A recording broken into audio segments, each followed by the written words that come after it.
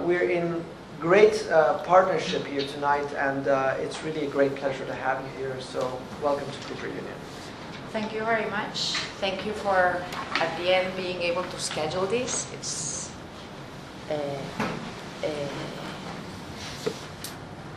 It's great to be here, and thank you for the presentation. I'm gonna try to be. I'm gonna try my English to be as best as possible. I don't know if I'm gonna make it possible, and I don't know if you can hear me. I'll do my best. Anyway, Eduardo and I are heading an office that represents more people, but basically, and I'm gonna explain you really quickly where are we coming from and how do we operate. It's he and she, and there's a Mexican who's Eduardo, and me that I'm Catalan. I used to have a picture here of a flamenco woman, but because of the latest political stuff, I decided not to stand for the flamenco at least. So this condition is special in the way that Eduardo comes from a city of huge density and huge dimensions, and its culture is based on that understanding of the city. A city that can be, you can dimension it by the 10 minutes that it takes to cross it with an airplane, but also with an economic power that is incredible if you compare it to the standard flow of the European very static economy. Also, and regarding its culture, it's an addition. You see here the three culture plaza. It's an addition of three different strata. You can see here the Aztec remains together with the Hispanic colony and with the contemporary moments. In my side, I come from Barcelona, as Nader was saying. Barcelona is known for its very strong urban structure and thinking, but also, and I'm showing here one of the many examples of architecture, of its architects that take very care on the detailing and on the making of architecture. You see here a building of housing done by Antonio Coderc.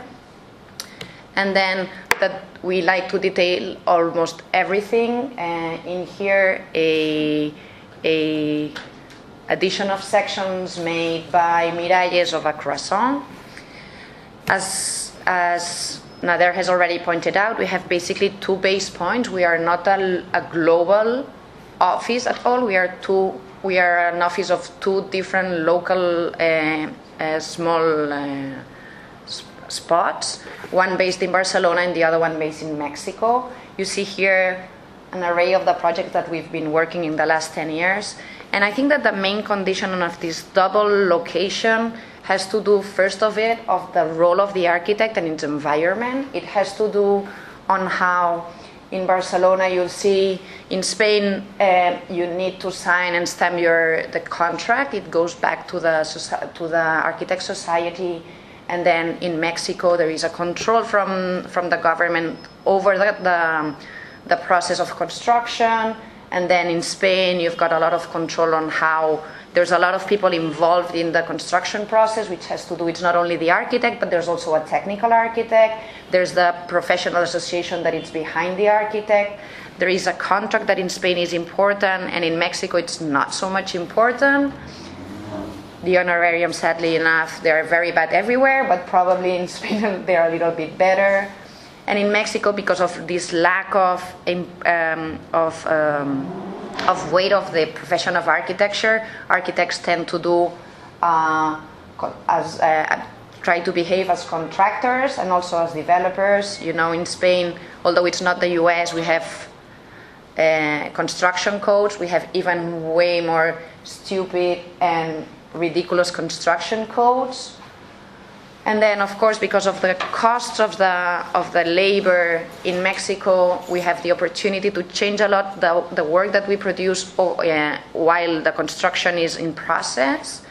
And then, if we take a look to accountability, insurance, and so on, Spain is basically the place that it's more regulated. After all this, I'm going to show you here the number of plans that we had to submit for the X house. I think it's 78 if I'm not wrong.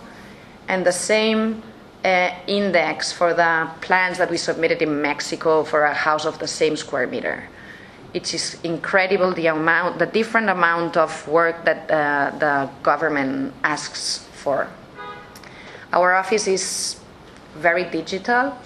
To say it's really little digital. Basically, WhatsApp is our way of connecting Mexico to Barcelona. This is some conversation with the contractor saying that there was a problem over the site. This is a meeting of Eduardo in Mexico discussing structures and sending them to me in Spain, where I was trying to resolve the overall structure of the house. This is me in Mexico in a very fancy office in a cafe in the middle of the street. And also during construction you can see that the way of the buildings being constructed is extremely different. In Mexico, specifically if you're not in Mexico City, you need to buy all the equipment instead of renting it, which makes you be extremely precise on how the process of construction is going to behave. To say all this wood that you see here, it's going to be reused till the end of the construction, and at the end it's going to be incorporated, I don't know, sometimes as paving, sometimes as benches, sometimes we try to take care of all this material in order to incorporate it. If you see the other side, that's the X house, and of course you see in one a lot of labor, and the other one you just see like almost no one, but a lot of the crave and so on. I'm going to try to, it's been great to do this lecture, and I'm going to try to kind of explain what our aims are or the topics that we're interested on. I'm just going to try to lay them out. So here, this picture that somehow, while I was studying, a lot of professors used to show, and I think it's interesting. It probably has to do with the remembering or the recall of Logier's primitive cabane that has to do with this need of protecting from nature, right? It seems that nature was something that we need to protect ourselves, and then how somehow architecture is a way to construct this kind of protection. But what I'm interested in is not so much in architecture, which I totally agree that primitive architecture has a knowledge and an intelligence on going back to the very basic of it, but what I'm interested on to show is, more than any other thing, how architecture is driving or it's set up as a space for community, how at the end the architecture is enabling community to be together. You can see how we believe in that in some of our projects, and I'm going to show just a few things just to hint on what I basically need. You see here a crossing of two streets in Mexico City, in La Roma, and this is a project that we were offered. It's basically three different buildings that they were all connecting to the street, and they had all their own entrances. Our project, and calling back to this community idea, was basically to build up a central patio that would be the entrance to the building, and that would be able to connect all these people together.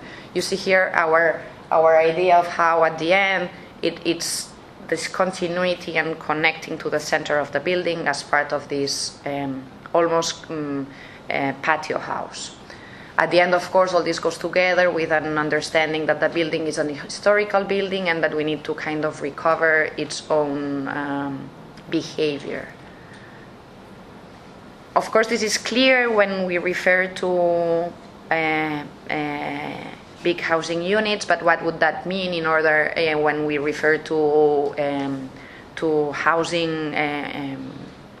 How would you say that? Single-family houses. I'm going to explain this project later, but I think it's very clear how here in this house that has these three different legs, how each of the legs responds to a different part of the program of the house, but at the end it's the inner part of it where it concentrates all the public and it's both the interior, the exterior, and it's all put together in order to reinforce this idea of the community at the center of the architecture. This is another picture that it's been training in the office since the very beginning, and I think that we like to discuss, sometimes the approach is different, but we like to discuss this picture on how, although there's not real architecture, it really defines something that is about architecture. And probably the idea is that there's this one slab that it's constructing a microspace or a space, a feeling that is that you behave to a place and not to a different one. And we like to believe that what makes the difference is this line, this one limit that we have here. You can recall other architects or even other artists that work with this idea of like constructing the lines or the borders between spaces, or even kind of defrosting them in order that it's not a strict line but something that is something smoother. Again, this is possible. The understanding of the limit, it's possible because there is it's counterposed. I don't know if you say it this way. Like it's versus another scale that it's facing this one space. So talking about the limit, I would also try to discuss another idea that would be how these houses are incorporating this idea of defrosting or like expanding the threshold between one space and the other one. You see here a house in Puerto Escondido, the TDA house, where the project basically was to construct a space that would build up, I don't know if you see my pointer here, to build up that goes all the way from here. It's an open space that goes all the way out. The main space of the house is this one over here, and although this can be closed, at the end the inner outer space is the center of the house. In the case of the Sunflower House, although the logics of its appearance has to do probably with the framing of different views, at the end it is through the section that we can understand what are the meanings of the house, which is to build up a connection between the rear patio that is protecting from a super strong wind that we can find there, from connecting it to the frontal views that are facing the sea. You can see here the layer of glazing that we can have, but also this connection with the outer space. We've been trying to push up this idea of the limit, and the latest project that is in process now, it's a small house that it's being built next to Mexico City as well, where for me the house is not anymore an enclosed space, it's basically a stair, and it's the stair that connects different pavilions that have different uses. So it's become the opposite as we used to do. You see here the section that for me explained basically what this stair is about. It's about the connection of two outer space that are connected in the other direction with the landscape. You see here the house that is in process, and it's going to be done. It's being done in brick, just as an experiment to work with the local technologies. And finally, a third image that we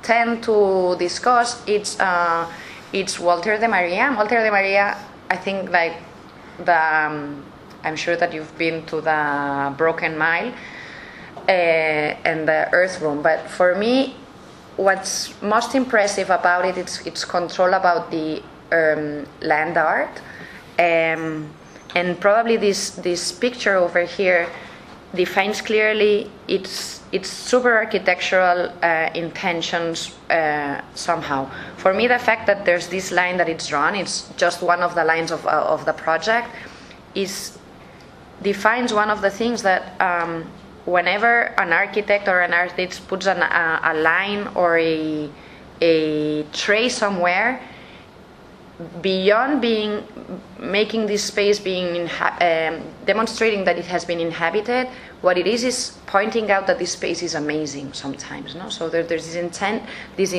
that if you see a raw space, you might not put attention if someone has already been there and has drawn this line, has highlighted it. It's way easier for us to understand that the value of it.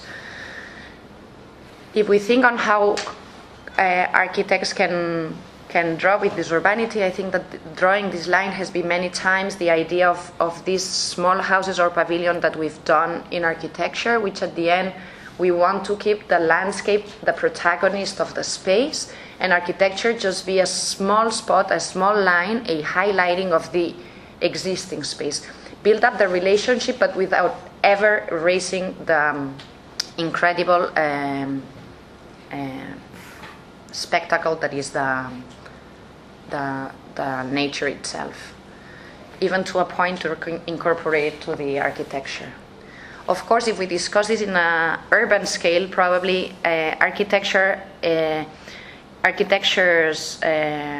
architects' work is more important in introducing behavior in the city and not so much the constructed facade.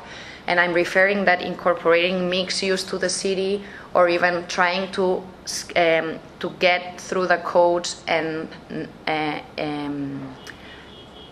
get the building not to have parking. And I'm talking specifically of Mexico City, where by law you need to have two spots for car for every dwelling that you build, which builds up a city that is completely congested.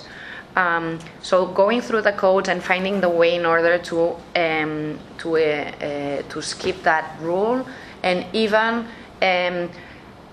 believing in that by constructing different kinds of units and different types of architecture, you can bring in different people and therefore not necessarily build up architecture that forces gentrification, but also just incorporate density.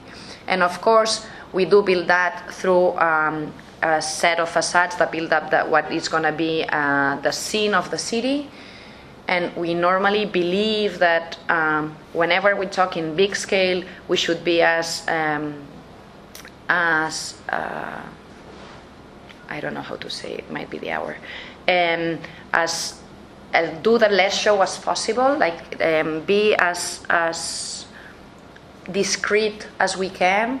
And this has to do with the buildings we're currently building, but also to other buildings that you see here, that the facade before we did the renovation and after the renovation. So basically this idea of not occupying necessarily the protagonism of the street.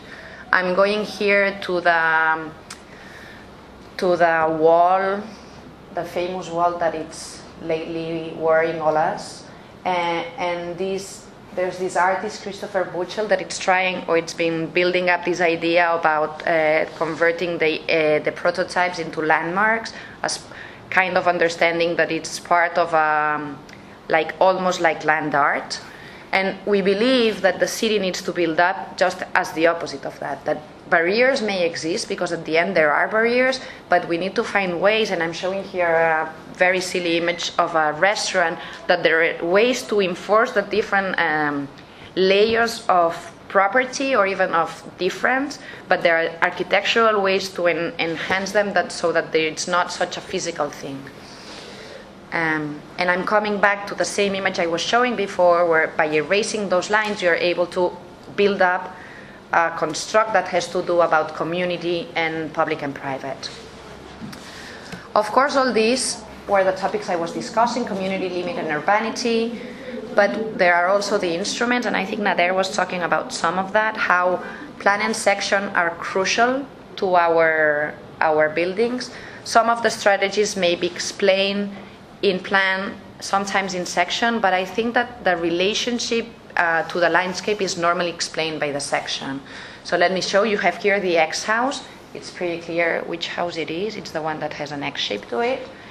And basically, the idea behind it was really, really absurd. It's nothing about the shape. The shape was actually a result.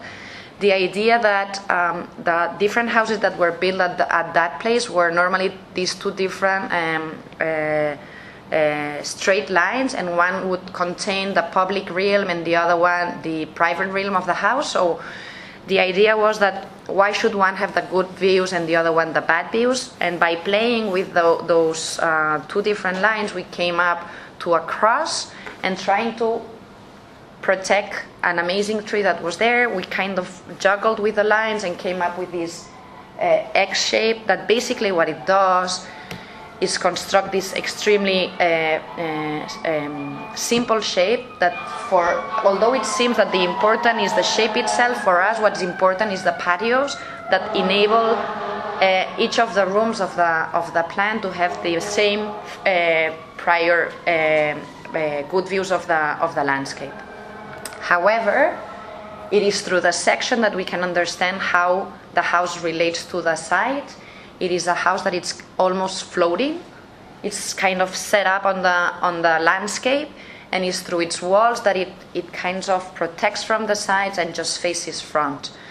The detailed section, you'll see it's kind of way more detailed. It has to do on how to be able to construct a clarity of frame, although what is at the end more important is the construction of the house, and I'll get to that in a second. The frame of the house and the framing of the views got us to play with the idea that in one side you could see one view, and by the reflection in the other side you could be seeing two things at a time. But of course this house, it's also about materiality. The real effort of this house was to build it with the technique of projected concrete. It's the way that tunnels are built. So this house was basically an experiment of a developer in order to do houses, shortening the time of construction. He looked at for us because we had built one house in concrete in Mexico, and he decided we were experts. And of course we said, of course we're really experts on concrete. So we started working with this idea. The foundings were not done with this kind of projected material, but the whole overall second part of the house, as the house was going up, was this idea of the projected. You see here how it was working. You basically prepare one of the walls and you shoot the concrete, which gets to its maximum strength in 3 days instead of 28 days. So you get to speed up the process a lot. It was a process that went back and forth. We actually poured down some parts of the house because we could not make it work as the technical people had said it was going to work. So it was more than any other thing an experiment. Of course, the fact of working with the materials puts us also in some critical situations sometimes where, although we have an idea to live together with the landscape, at the end it becomes a great problem to maintain through construction the trees. And you see here how we are, from the very beginning to the end of construction, really close. We believe that construction, or the site construction, there are a lot of detailing and control that need to be taken. We believe that architects should be from the very beginning of the project until the project is finally built. You see here Eduardo during the project, the construction of the TDA house, that was the one that I was showing you before, and you see here how the concrete was made in-house because there were no plans. So by learning about how the things are done in the place, we also get to make them at least as affordable as possible. And part of this care about the material, I think that just by seeing some of the exhibitions that we normally do, we try to work very close to the material itself. You see here an exhibit done in Madrid with honeycomb paper, but also we've been working with wood, textile, like all kinds of different materials, and always this care about understanding the roughness and the tectonics of it. So if we understand that these are the instruments, I wanted to go through 3 projects, more than any other thing, discussing the instruments and explaining the project on how do we see them from the office. We were approaching Mexico by a couple that wanted a house made out of stone, and we were really scared at the very beginning, and we said, no, this is going to be extremely cheesy, we don't do this kind of architecture, this is not going to work, you know, we have other people that you might know, you should call them. And they were super stubborn. And they came back and back and back, and we kept saying no. And they were at the end. We decided that we were going to do it as far as we had stone work structurally. So we went to the site and started seeing this stone. This stone is out of a volcano that is next to it, Tepoztlan. Actually, it's another house in Tepoztlan, and El Tepozteco is an area of volcanoes. So this is a magmatic stone that there's 3 qualities, and we decided for the intermediate that was it wasn't as shishi as the finished material, but at the end would enable construction, since the lowered one is just for fences. So this is the type of wall that we had been looking at, that we could build. We started to get information on the dimensions, and basically that the site where they wanted to build was this site that was completely rectangular with amazing views to the mountains in both sides. You know that Mexicans are all about embracing people and having people for dinner, for lunch, and so on. So the house does make this kind of movement to embrace people for that visit and responds to that, and also kind of directs the house to the main of the views that is in one of the sites. This exercise was done in plan, but at the end was an exercise that mainly was had to do with its roof. And sectionally it works this way, where at the end it concentrates all the water in one of the points. And there was, of course, this other effort that I've been discussing about how to live in between the inside and the outside. So we built up this plan where you could be either in the inside or the outside. It was a sequence of spaces from one to the other one, and you generate this kind of double circulation between open and close. So the stone came inside, even the foundings were made out of this same stone. We start learning, and you see here the house in process, how the slabs were done out of concrete, and the walls were super thick walls that had nothing but stone. And at the end there was a little bit of finish in order to have no animals go through. That was the only problem, that they inhabit the stone and then they cross to the other side and they bite you when you're inside. So that was the only protection. So it's 100% stone. The vertical things that you see here were just made in order to keep the wall vertical while we were constructing it. And you see here the house completely finished, where all the vertical walls that are facade are these stone walls, and they are holding the roof that is made out of concrete. You see here the other facade that it's completely opening, as I was saying. It's a place where it opens up to the amazing view. If you see the views from the inside, it's pretty amazing. We keep saying that we don't need to do architecture, just putting a tent in our sites, it's more than enough, because they are amazing. You see here the plans, and I think that probably the plans, what's most important is how we operate with these walls, that the openings are very small in order to keep the structure feasible. And it's just in the sections when we start to see how the materiality of those walls is completely important in how we leave the house. You see here the space of the entrance and the inner patio, where the tectonics and the roughness of this stone is showing up, and how they've been using and taking over in the last months.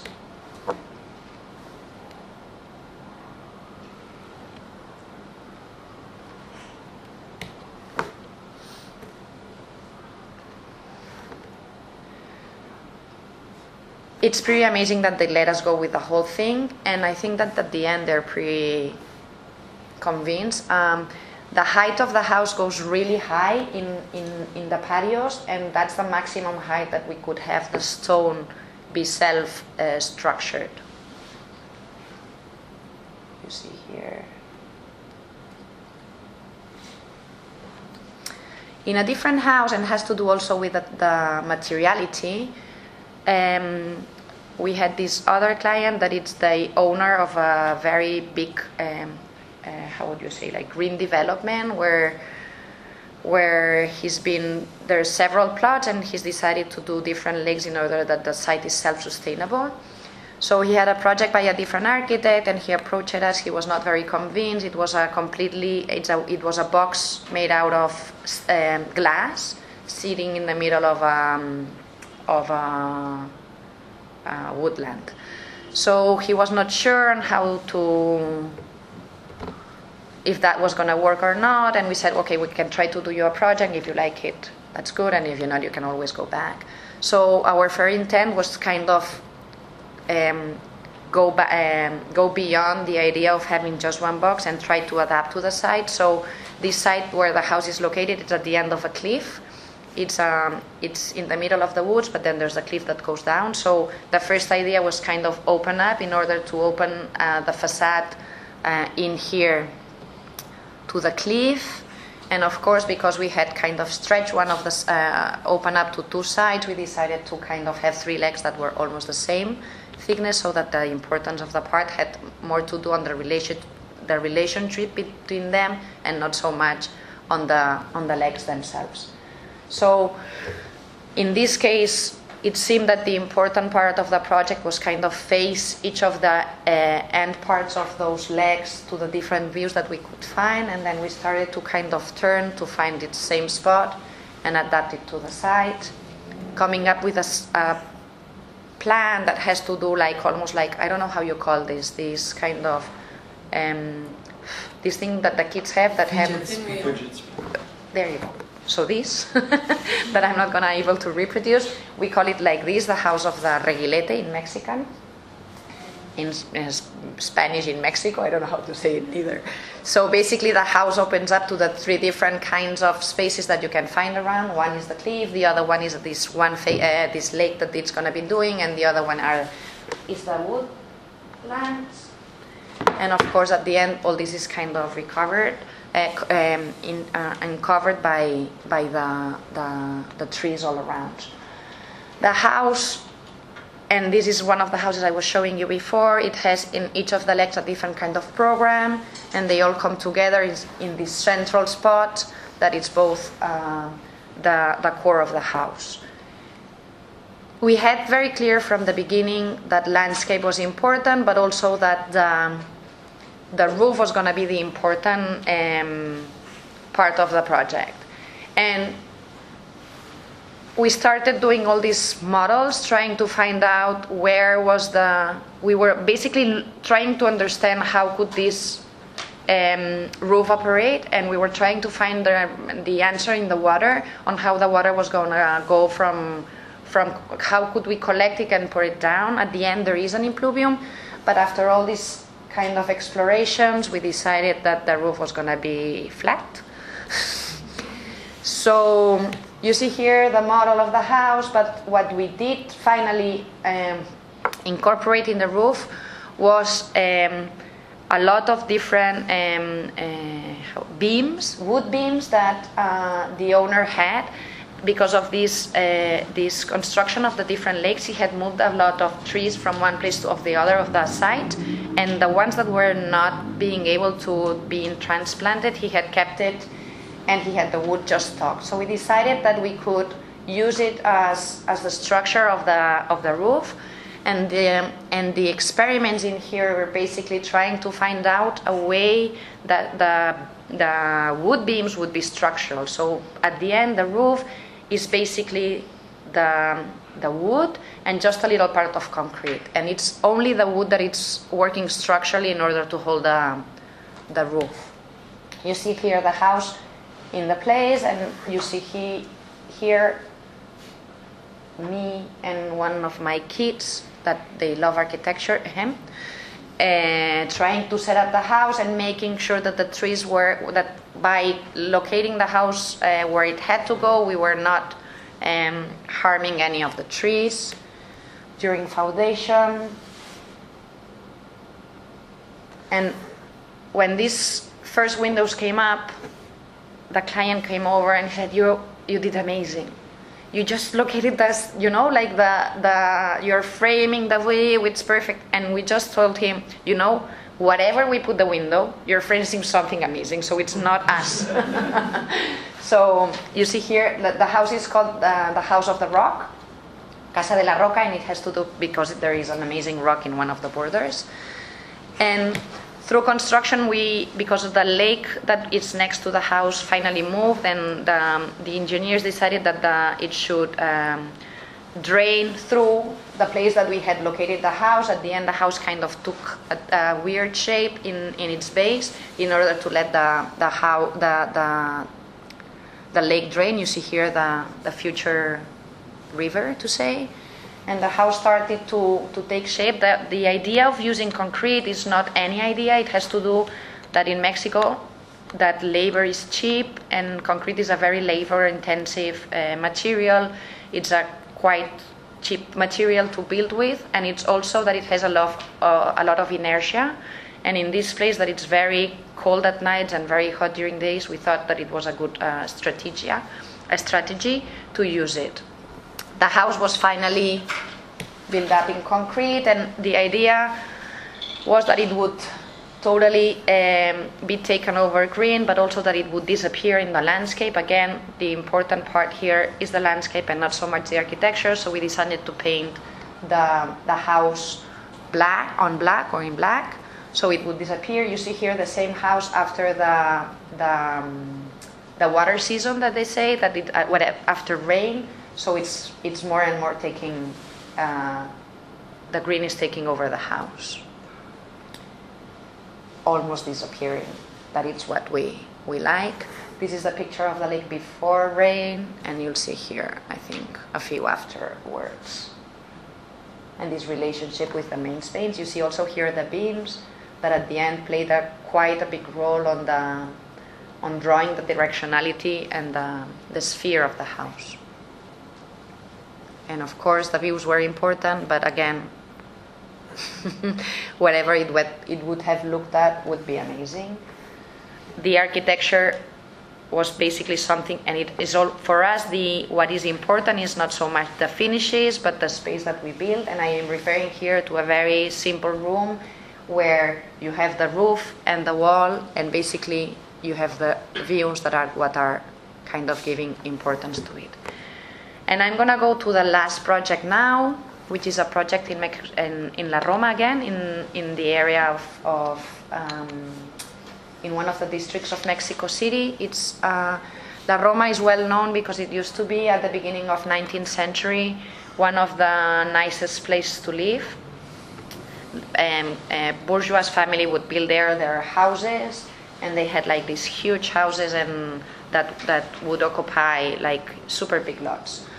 Because of the earthquake in 1985, I don't know if you remember or you know, there was a huge earthquake that a lot of people died, and mainly it was because the city was not ready for the earthquake. It was super intense, and specifically in Condesa and La Roma, the districts kind of got very damaged, so they lost a lot of population. And it's been in the last 15 years that because of entrepreneurial architects that have been trying to put a lot of energy there, and also because it's become like the hip place to be, there's this look into like people recovering the houses. So we were approached to recover this house. It's an old house of beginning of 20th century, and we did like the house very much. When we entered it, we found this up, and we found it was pretty interesting, so decided to keep the structure, although we were not supposed to. We were just supposed to keep the facade.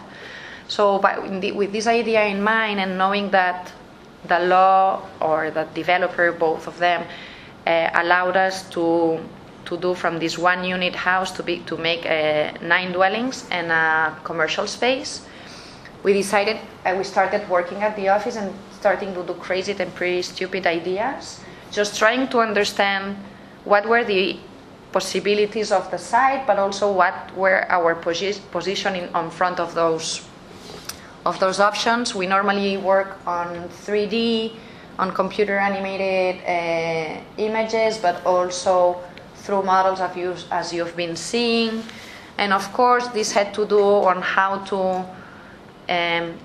increment the area of the house, but also on what was going to be our behavior towards the existing, if we wanted to do something completely equal, if we wanted to hide it, if we wanted to like give a glimpse of what was going on, but not kind of like doing everything new, if it was going to be a continuous thing, if it was going to be something more crazy on the top. At the end, basically the strategy is if we have this one lot and we were forced by law to keep the facade, we finally decided to keep the whole existing house. And what we were interested about this house was basically this one patio that was generating a really nice entrance. And the project finished up by being a replica of this kind of space, by duplicating it and doing a second kind of replica, generating a double patio that is sitting on one of the sides of the plots. And this same strategy had to do what was going on plan, that there was this facade and this existing building, and we kind of built up the rear part and put it a rooftop to it. You see here how at the end there's like this base and then the addition on the door parts, and you see here how during construction the major work was to reinforce the existing structure. You can see here how we located all the we kind of superposed some concrete structure in order to reinforce the existing house, and decided that although we did like the character of the existing brick, we also accepted that this new restructuring was part of the history of the house, so we wanted to show it.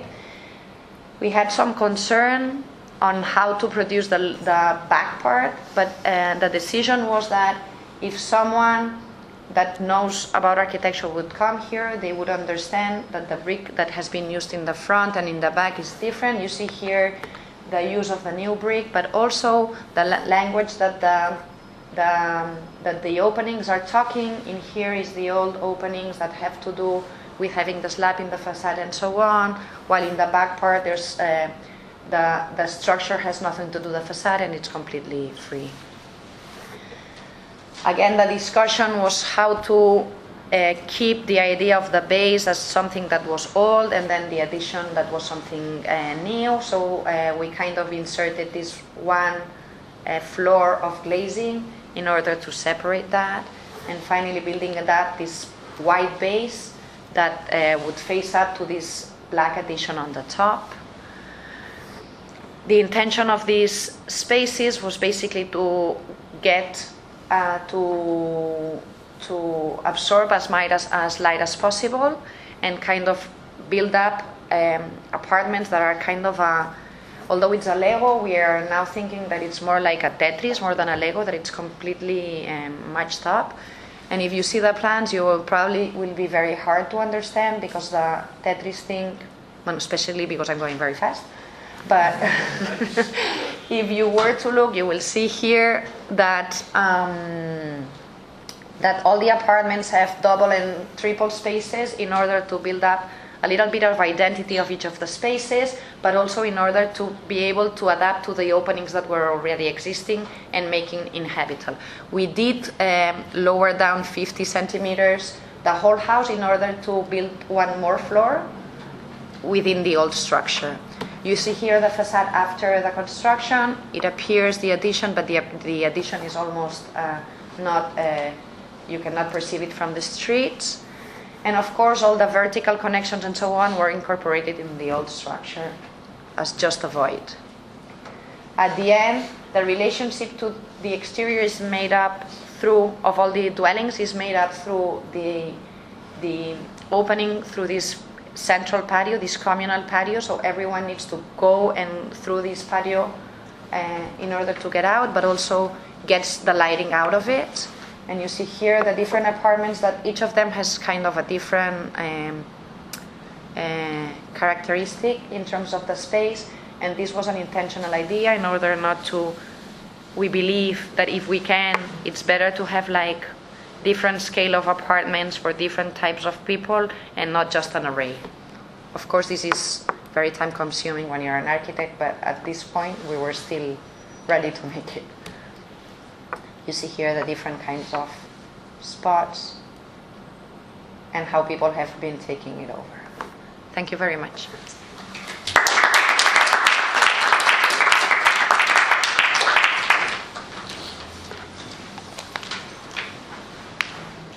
Will you take some questions and Whatever. First, can I? please? There's been an attempt doing. By the way, first of all, congratulations! An amazing, super beautiful work. There's been an attempt with the presentation on bringing up current political issues. We've seen the Trump wall. You've mentioned the current Catalan socio-political struggle. But I find it a bit difficult to reconcile this wheel of being connected with contemporary global political struggles with building houses, most of the time for rich people, which maybe I can find how to reconcile that in the context of Barcelona, since we know that in Catalonia, the bourgeois most of the time were the ones who kind of pushed a social agenda. Mm-hmm. But maybe it's a bit more difficult to reconcile it in the Mexican case. So this is a struggle that I have also, and we probably all have. So how do you reconcile this kind of wheel of being connected politically and socially with making architecture and making architecture for the clients that you're making architecture? I think this is a super pertinent, you would say, question, because it's a question that we ask ourselves a lot in the office. And let me say 3 or 4 things. The first is that the houses that are here are not necessarily more expensive than another single-family house per square meter. That is one of our aims. So that it's true that in Mexico, this is like having a single-family house of more than 100 square meters is already, you're defining a social layer, no? I don't know how to say it. However, we're dealing with either as it's more normally people that have to do with culture and not so much. Basically, every time that we've dealt with people with a lot of money, it's never worked. It's been very bad on our side, because I think it's a matter of, I mean, we've tried, but there's a thing of manners that it's sometimes very complicated. And I don't want to get into that. But excuse me, do you say manners or matters? I think it has to do that on the way they think of work. Mm-hmm. I think that, I think it has to do with that they pay for work and you should oblige. That's. No, I'm just like I work, but I work for them, but they don't decide what should I be doing all the time. I mean, I think that this is a completely different explanation, basically, or a conversation. But in Mexico, we've tried to do competitions, and every time we've stepped out, because there's always a political issue afterwards. If there's not an open competition, we step out. If there are money involved, we step out. In this kind of developers, we only work with developers that they don't pay money in order to have the permit.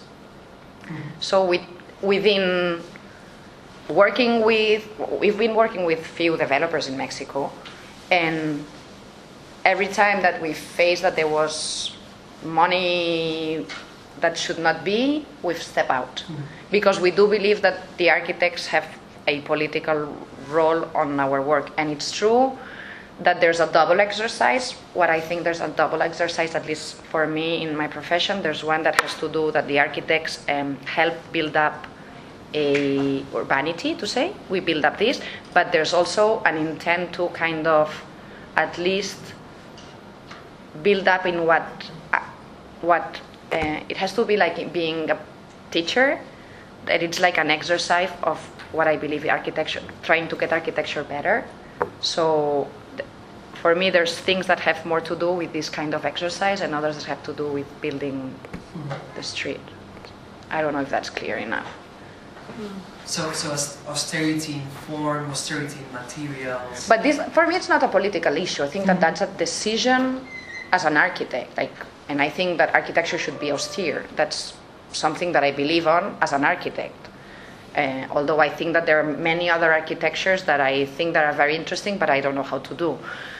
But I think that there's an aim to pursue kind of an investigation for architecture that it's not necessarily socially oriented, but yes, socially oriented in terms of economy, but yes, socially oriented in terms of how we should be living, what does it mean to house, what does it mean to be in a place, what does it mean?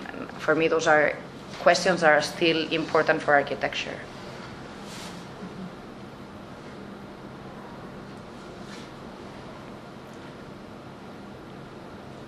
I'm going to ask a very different question, so veering away from the social issues, which I think are important to address, and yet it seems like one of those things that, as architects, we've been addressing for decades, if not centuries.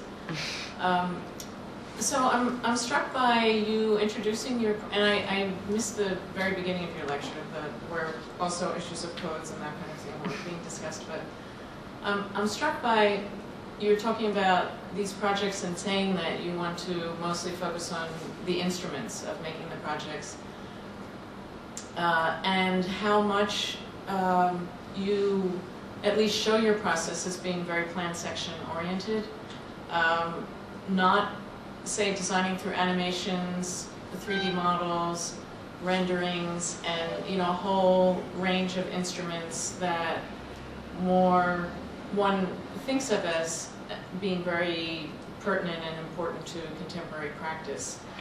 And if you think that that's your choice of instruments has an impact on that formal austerity that your projects project. I think that we are also very austere in the way we work, I would say, and I'm not sure if it's a taken decision or it's just like that, but it's clear that it's on the table. We do work with models and with 3D, we do, but I think that I think that has to do on both our educations, that where the plan and the section are clearly a understanding of the space more than a 3D model to say, at least in my side. Eduardo, maybe it's a little bit different. But the experimentation and the logics of the project do happen, although many of the projects happen to be at the end very three-dimensional, but that is through plan and section a lot of times. And I would say that the thinking might also be very, I see myself thinking very linearly, although at the end when I explain the project to someone in the office or whatever, might not be so linear, but the line of thought might be very linear. I don't know if that... You were very articulate in the graph that shows the differences between the architect's role in Spain and Mexico. And yet the work actually has a certain continuity between the two, contexts in which they live. There is a continuity of ideas, of strategies in your authorship, and yet with very distinct projects. Can you identify, if my reading is incorrect actually, that the projects are in fact quite different, and that there's a more clear line between what you do in Spain and what you do in Mexico as a manifestation of the circumstances out of which they arise? And I'm just curious because we try to be very consistent in both sides, although there is one topic that we haven't been able to address, which has to do with the codes, which is that in Mexico, because of the sites being so big, the size of the house is not so important. Normally, we're always below the amount that it's legally permitted. While in Spain, we normally go all the way to the limit. And then all these inner spaces that I'm talking, that in between spaces, in Spain, they count as a built space. Oh, they do? So that's always an issue, because we need to, if you are limited in square footage because the sites are small, the client always wants to go all the way to the maximum. Right. So it's been very hard to be able to build up big spaces like that. Built space essentially means covered space. Yeah, whatever it has. Covers, If not a balcony, but a roof. Exactly. Right? Yeah. Actually, a balcony would be a 50%. Is that right? Yeah. So it's, for me, that's the biggest difference between the two of the strategies that we address, because the way that we construct these in-between spaces needs to be a little bit different because of the code issue. Except where the sites in Spain are super big, that are very rare. Because then it would be very rich people, which I don't know, it never happens. I think there's also or maybe some of the students want to ask questions. I don't know. I think you can go ahead. Yeah. I think there are many instances where one could trace the education in Barcelona and maybe some flavor that it's similar to the one of Coderc, but also in attitude, no, saying that you're not really global. Famously, Coderc wrote that architects should never be global, and they should be attached to a place and not move farther than several kilometers. But yet, there are many ingredients that are very new to the practice that Coderc would never even imagine, right? And you were talking about the communication, for example, between Barcelona and Mexico City, mostly through WhatsApp. Yeah. So how pretty pathetic. I mean, it's the way in which we operate. Yeah. You know? So could you explain how is that entering the project, and how is that affecting the way you design, you take decisions?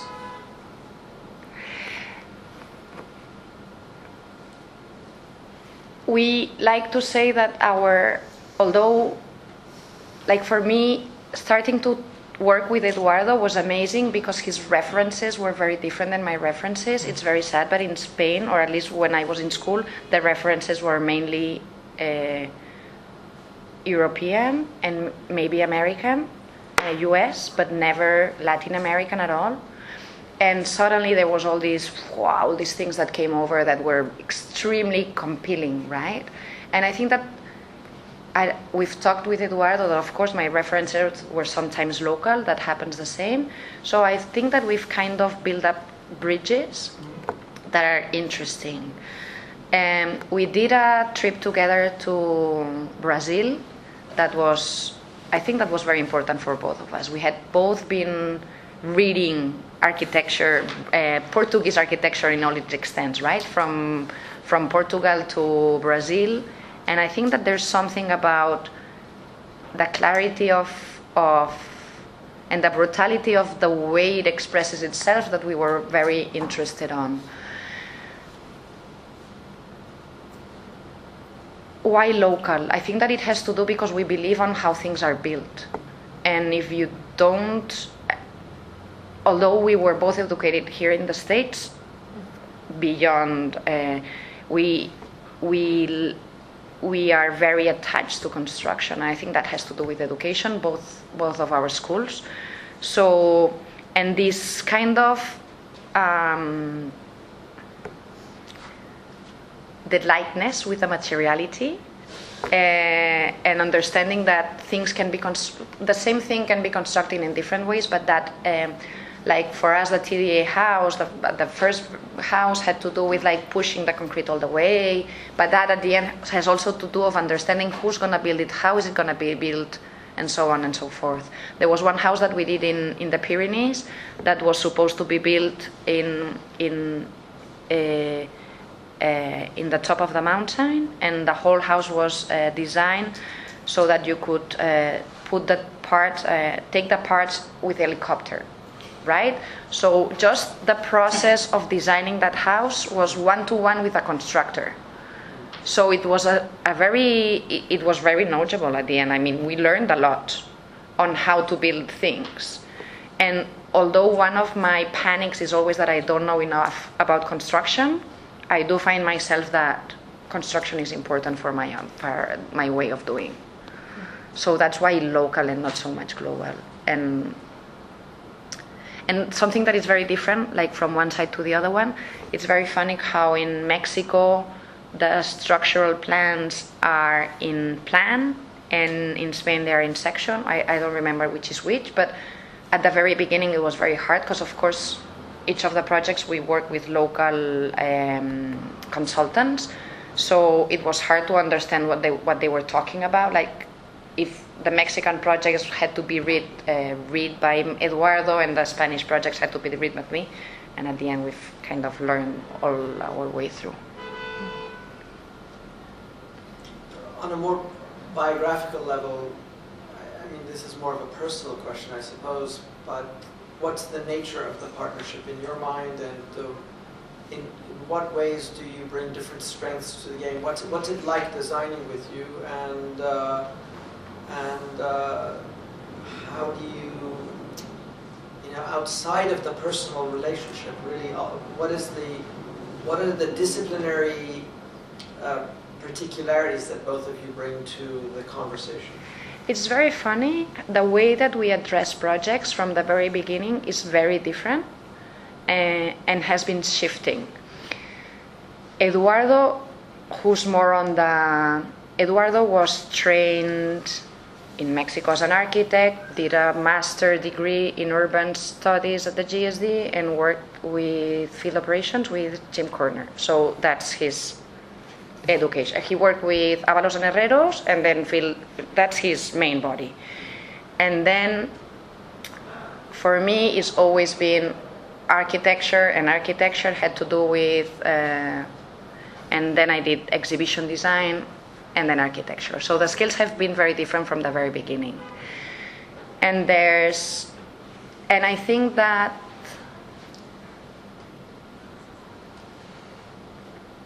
what's interesting is how each of us finds in the other what's more compelling of, like I do find very interesting when Eduardo becomes very Latin American, to say, when he's very powerful on his moves. There's a lot of Mexican architecture that is super strong and really rough.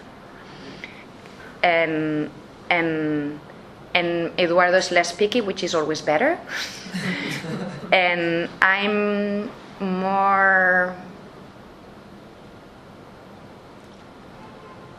probably more subtle, and I don't know, and maybe I'm more stubborn, and sometimes it's also good, right? So Eduardo has big gestures, and I try to have big ideas, if that makes a difference. I don't... It does make a difference.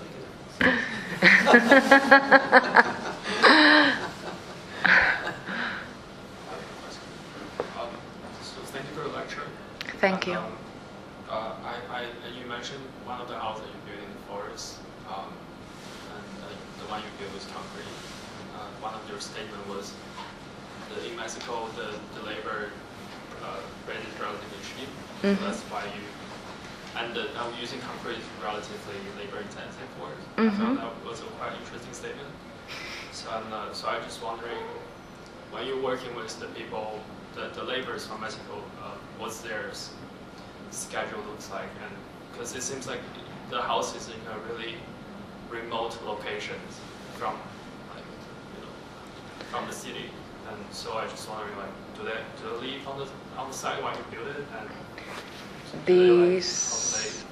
the way this operates in Mexico is when you build in remote places, you normally we take a carpenter that does the, how do you say that, of the concrete, the pattern of the concrete, we do it with wood, so the wood needs to be worked out, so that's why there's always a carpenter and the head of the construction, right?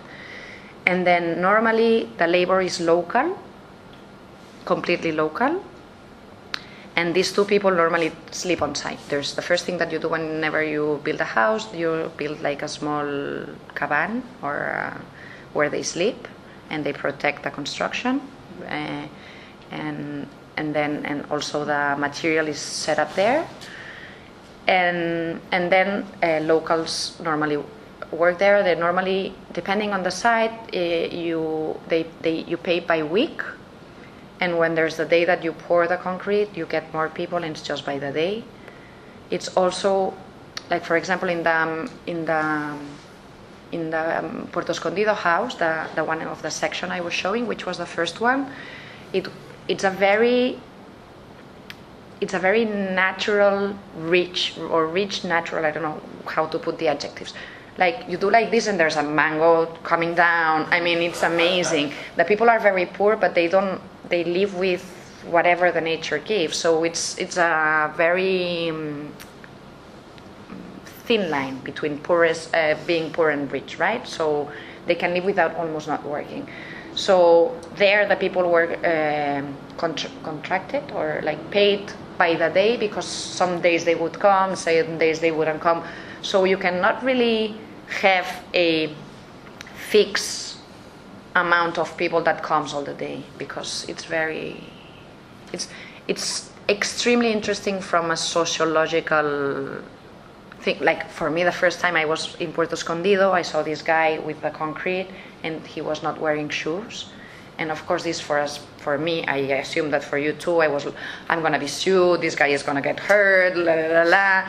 And I was with Eduardo, and Eduardo was saying, I was like, this guy should put his shoes on. And Eduardo was like, this guy doesn't have shoes, and if he puts his shoes on, he's gonna hurt himself. So you need to understand within the system, you cannot try to convince them that your way of doing it is better. You kind of need to do like this and trust. And how's the construction landscape in Spain? Yeah. We're getting closer to US, which is good and bad, which means there's every time more prefab, there's more codes, there's more paper to be filled, and there's more lawyers. But beyond that, it's still way far from here, so there's still a space for design way bigger than in here too. So, but it's true that construction is more expensive, because I was saying before, in order to do a house, you need to have an architect, you need to have a technical architect, someone that supervises the material. So at the end, a house is super expensive, because you need to have, beyond the people who are building it, you need to have these all other people that are signing papers that become super important to the state. But at the end, it's just like, come on, for a small house, maybe we don't need a technical architect. Like for me, it's great because I don't need to take responsibility towards that. But I mean, we're adding a lot of cost to something that should be more affordable. Is there a building type that you're really, really, really eager to do next? Or that you haven't had a chance to do?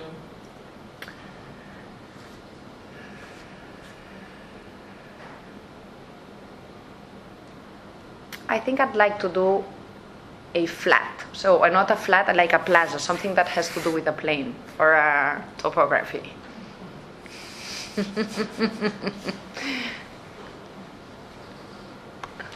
If so.